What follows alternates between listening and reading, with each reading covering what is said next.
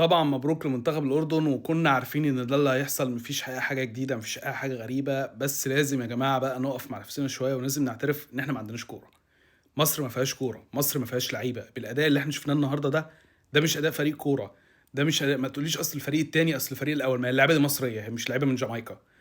إحنا يا جماعة وحشين جدًا لدرجة إن إحنا تعادلنا ماتشين، ماتش منهم كان ماتش ضعيف جدًا، اللي هو ماتش الكويت، وكنت تقدر تكسبه، بس أنت عندك مشكلة أزلية وهتفضل فيها، أنت ما عندكش مهاجم، ومش هيبقى عندك مهاجم بالطريقة دي.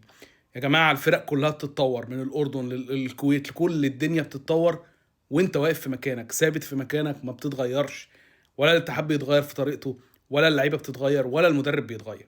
المدربين بيعتمدوا على لعيبة أسامي فقط بس مش كويسة.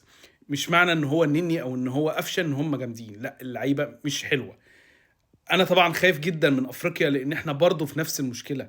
أفريقيا اللعيبة ما لعبتش مع بعض كتير، اللعيبة مش جاهزة مع بعض. أنت حتى الدوليين بتوعك جايين مش جاهزين، أنت النهارده بتلاعب فريق ال5 دوليين بتوعه مش موجودين، وعارف يعمل عليك مش م م ماتش حلو جدًا، وكان يقدر يعمل عليك score. لحد إمتى هنفضل في الدوامة دي؟ ما أعرفش، بس استنوا هيبقى في طبعًا بُكرة هيبقى في فيديو طويل هنتكلم عن مصر، وهنتكلم عن برشلونة، وهنتكلم عن ليفربول، وعن مشكلة صلاح الأزلية الكبيرة اللي إحنا فيها دلوقتي. بس لازم نقف قدام نفسنا يا جماعة ونعرف إن إحنا ما عندناش كورة. لو ما بقاش في تعديل في الأكاديميات، لو ما بقاش في تحسين إن إحنا نطلّع مواهب، إحنا مش هنتغيّر، هنفضل في مكاننا، وهتفضل كل الدنيا بتتطور ما عدا إحنا. كالعادة ده كان رأي كورة بعد غياب، معلش كان الواحد تعبان شوية.